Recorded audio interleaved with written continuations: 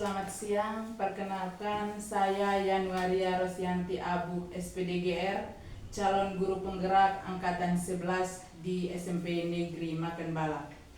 Hari ini saya akan melakukan wawancara bersama pimpinan berhubung dengan tugas demonstrasi kontekstual modul 3.1 tentang pengambilan keputusan berbasis nilai-nilai kebajikan. Baik, selamat siang Ibu. Selamat siang Ibu. Apa kabar? Baik. Baik Ibu. Hari ini saya ada tugas tentang pengambilan keputusan berbasis nilai-nilai kebajikan di sekolah masing-masing. Ada beberapa pertanyaan yang ingin saya tanyakan kepada Ibu mengenai kasus-kasus yang Ibu hadapi di sekolah. Pertanyaan yang pertama, selama ini bagaimana Ibu dapat mengidentifikasi kasus-kasus yang merupakan dilema etika atau bujukan moral di sekolahnya Ibu? Bila suatu kasus yang saya alami memiliki dua pilihan yang sama-sama benar saat akan membuat keputusan, maka saya mengidentifikasi kasus tersebut sebagai dilema etika. Namun, jika saya dihadapkan dengan situasi yang membuat saya harus memilih antara benar atau salah, maka kasus tersebut merupakan bujukan moral. Oke, baik. Kita masuk pada pertanyaan yang kedua. Selama ini bagaimana Ibu menjalankan pengambilan keputusan di sekolah Ibu, terutama untuk kasus-kasus di mana ada dua kepentingan yang sama-sama benar atau sama-sama mengandung nilai kebajikan?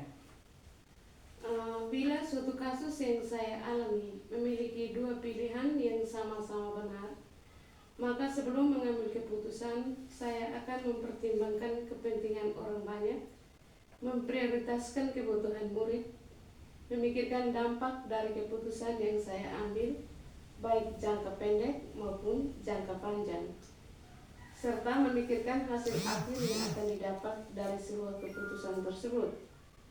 Selain itu, saya juga mengajak guru-guru untuk bermusyawarah dan memberi masukan-masukan. Oke, berarti ada menggunakan juga waktu jangka panjang dan jangka pendek ya? Ya. Oke, baik.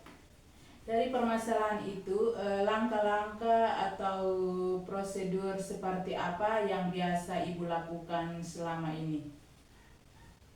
Sebelum membuat keputusan, biasanya saya menerapkan beberapa prosedur. Yang pertama, menelaah kasus yang terjadi secara rinci, misalnya waktu kejadian, pihak yang terlibat, alasan, dan lain-lain.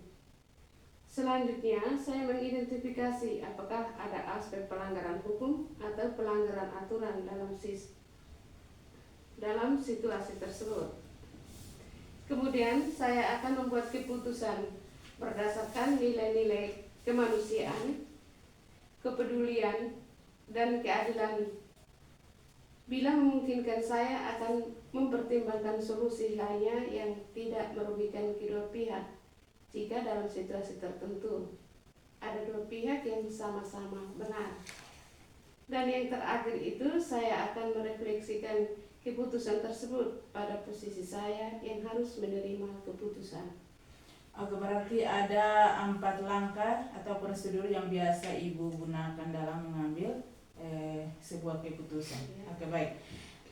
Dari langkah-langkah atau prosedur tersebut, hal apa saja yang selama ini Ibu anggap efektif atau penting dalam pengambilan keputusan pada kasus-kasus dilema etika? Pada kasus dilema etika, menurut saya ada beberapa hal yang efektif dalam membuat keputusan, yaitu melakukan pengujian benar atau salah dan pengujian benar lawan benar. Biasanya, setelah melakukan pengujian tersebut, saya bisa lebih mudah menetapkan prinsip dalam membuat keputusan. Oke, baik. Jadi hal-hal yang paling efektif itu adalah melakukan pengujian benar atau salah, benar atau benar. Ya. Baik. Setelah itu dari hal-hal efektif tersebut, hal-hal apa saja yang selama ini merupakan atau yang Ibu anggap sebagai tantangan dalam pengambilan keputusan pada kasus-kasus dilema etika? Selama ini yang menjadi tantangan dalam cara saya mengambil keputusan kasus-kasus dilema etika itu adalah bagaimana memberikan pengertian kepada pihak yang merasa tidak puas terhadap keputusan yang saya buat. Sebagian orang cenderung memberikan kritikan bahwa saya tidak tegas saat mengambil keputusan berdasarkan rasa kepedulian dan rasa kasih sayang. Padahal saya mempertimbangkan kebaikan bersama dan masa depan murid. Namun hal ini wajar terjadi dan masih bisa saya atasi. Oke, baik. Jadi tantangan itu yang pertama itu adalah pengertian, dan ada juga banyak lagi yang berhubungan dengan kebaikan bersama untuk murid-murid. Oke, baik. Dari tantangan tersebut, apakah Ibu memiliki jadwal tertentu dalam menyelesaikan sebuah kasus dilema etika? Terus apakah Ibu langsung menyelesaikan di tempat atau memiliki sebuah jadwal? Dan bagaimana bentuk atau prosedur seperti apa yang Ibu jalankan? Biasanya jika situasi yang saya hadapi adalah dilema etika, saya tidak serta-merta langsung mengambil keputusan di tempat saya. Saya terlebih dahulu menelaah kasus tersebut secara rinci dengan mengumpulkan fakta, pihak yang terlibat, dan informasi lainnya yang saya butuhkan untuk mengambil keputusan. Selain itu, saya juga akan melakukan musyawarah bersama guru-guru untuk mendapatkan masukan. Kemudian saya akan mengambil beberapa waktu untuk berpikir dengan matang. Setelah itu barulah saya membuat keputusan. Oke, baik. Jadi Ibu tidak langsung menyelesaikannya di tempat, tapi yang pertama itu Ibu menelaah terlebih dahulu permasalahannya, terus melibatkan orang-orang yang terdapat dalam kasus tersebut. Terus yang terakhir itu adalah melakukan musyawarah bersama guru-guru di sekolah. Baik. Terus adakah seseorang atau faktor-faktor apa yang selama ini mempermudah atau membantu Ibu dalam pengambilan keputusan terhadap kasus-kasus dilema etika tersebut? Terkadang ada kalanya saya membutuhkan pendapat dari orang lain dalam membuat keputusan. Biasanya yang membantu saya adalah orang-orang yang mempunyai pengalaman di bidangnya. Misalnya pada kasus yang berkenaan dengan murid, ada wakil kesiswaan yang membantu saya dan lain sebagainya. Hal ini tentunya dapat mempermudah saya dalam mengambil keputusan. Oke, baik. Jadi ada orang-orang tertentu atau yang sudah berpengalaman dalam pengambilan keputusan. Baik. Ini pertanyaan terakhir dari saya, Ibu. Dari semua hal yang telah Ibu sampaikan, pembelajaran apa yang Ibu petik dari pengalaman Ibu saat mengambil keputusan dalam kasus-kasus dilema etika, Bu? Baik, ada banyak hal yang saya pelajari dari berbagai pengalaman saya dalam mengambil keputusan. Saya mempelajari bahwa dalam kasus memang tidak ada keputusan yang betul-betul sempurna. Suatu keputusan pasti memiliki kekurangan maupun kelebihannya masing-masing.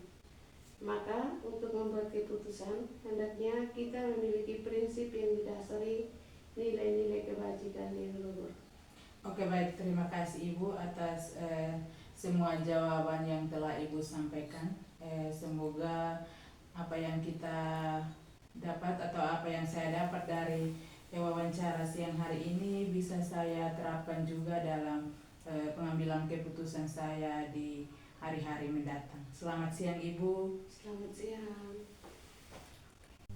Selamat siang Ibu. Selamat siang, Ibu. Apa kabar hari ini? Kabarnya sangat baik.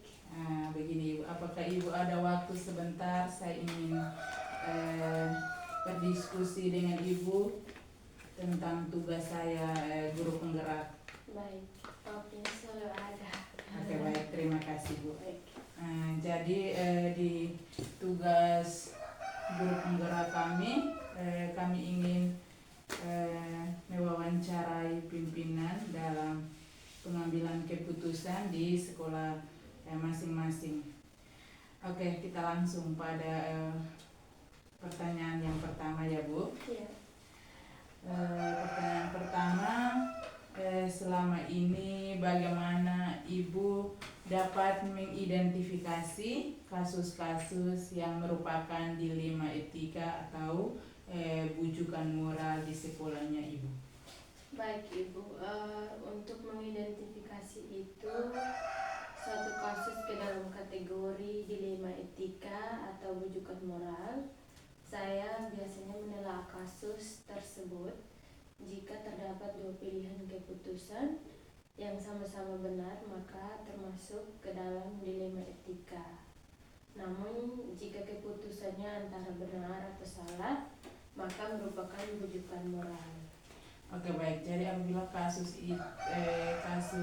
satu kasus itu benar-benar, berarti dia masuk pada dilema etika. Sedangkan kasus tersebut ada benar dan salahnya, itu termasuk bujukan moral. Oke, baik Ibu. Ya.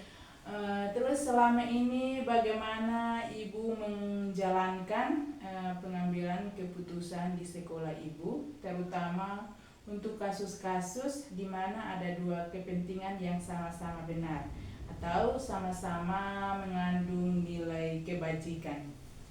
Baik, Ibu. Sebelum mengambil keputusan dalam dilema etika, saya biasanya terlebih dahulu melakukan pengumpulan fakta, siapa yang terlibat, analisis kasusnya terlebih dahulu, menentukan alternatif solusi, membuat keputusan, barulah kemudian merefleksikannya. Oke, baik. Jadi pertama itu Ibu harus mengumpulkan terlebih dahulu fakta ya. Ya. Oke, terus baru melihat siapa yang terlibat dan seterusnya. Oke, baik. Dari pertanyaan yang tadi kedua itu, adakah langkah-langkah atau prosedur seperti apa yang biasa Ibu lakukan selama ini?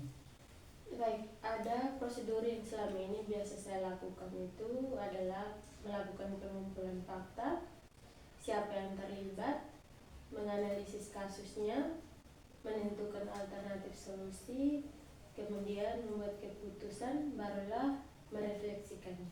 Oke, baik. Jadi ada langkah-langkah ya yang Iya. biasa Ibu gunakan untuk mengambil keputusan tersebut. Oke, baik. Dari langkah-langkah tersebut, hal-hal apa saja yang selama ini Ibu anggap efektif atau penting dalam pengambilan keputusan pada kasus-kasus dilema etika? Baik, ada hal-hal efektif yang dalam mengambil keputusan yang biasanya berhubungan dengan kasus dilema etika adalah mengidentifikasi siapa yang memiliki sifat mendesak dalam kasus dilema etika, barulah kemudian mengambil alternatif solusinya. Oke, baik. Iya. Jadi itu adalah hal-hal yang Ibu anggap penting ya. Iya. Oke. Terus dari hal-hal yang Ibu anggap penting itu, mungkin ada hal-hal yang bisa masuk dalam tantangan atau yang merupakan tantangan dalam pengambilan keputusan tersebut. Baik, tantangan dalam mengambil keputusan dilema etika itu adalah adanya kesamaan nilai-nilai yang penting, tetapi ada yang harus didahulukan, adanya pimpinan yang terlibat, adanya peraturan yang harus dipenuhi, dan bagaimana mengutamakan nilai rasa. Oke, baik. Jadi menurut Ibu itu tantangannya itu adanya nilai-nilai Iya. atau adanya juga peraturan-peraturan, dan yang terakhir itu harus mementingkan nilai rasa. Oke, baik. Dari tantangan tersebut mungkin ibu memiliki sebuah jadwal atau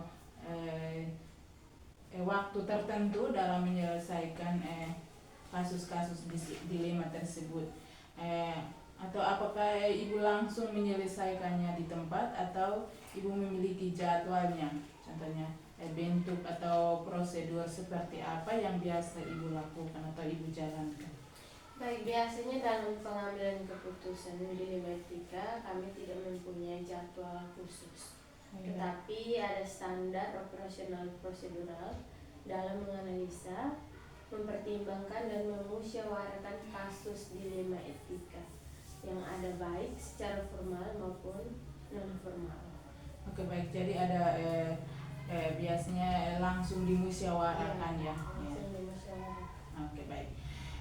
Terus dari setiap pengambilan keputusan mungkin ada seseorang atau faktor-faktor apa yang selama ini mempermudah atau membantu ibu dalam mengambil keputusan, terutama kasus-kasus dilema etika? Baik, biasanya itu ada seseorang atau faktor yang mempermudah pengambilan keputusan adalah orang-orang yang profesional, yang menerima dan menghargai keputusan atasan. Oke, berarti ada orang-orang profesional yang biasanya dengan baik menerima atau bisa terlibat langsung dalam pengambilan keputusan. Oke, baik. Ini adalah pertanyaan terakhir, Bu. Mungkin dari semua hal yang telah Ibu sampaikan, pembelajaran apa yang Ibu petik atau Ibu dapatkan selama dari pengalaman Ibu mengambil keputusan dilema tersebut? Baik, ada pembelajaran yang diambil dari pengambilan keputusan pada kasus dilema etika adalah sebelum mengambil keputusan perlu pertimbangan dan analisis mendalam sehingga pengambilan keputusan itu pada akhirnya tidak merugikan pihak-pihak lain. Oke, baik. Oke, jadi pembelajarannya selalu mempertimbangkan nilai-nilai atau kebaikan dari setiap keputusan. Iya. Oke, baik. Terima kasih Ibu atas semua jawaban yang telah Ibu sampaikan. Semoga apa yang Ibu sampaikan saya bisa mengambil pelajaran dari semuanya dan saya bisa menerapkan dalam kehidupan sehari-hari. Terima kasih ya Bu. Terima kasih juga. Selamat siang. Selamat siang.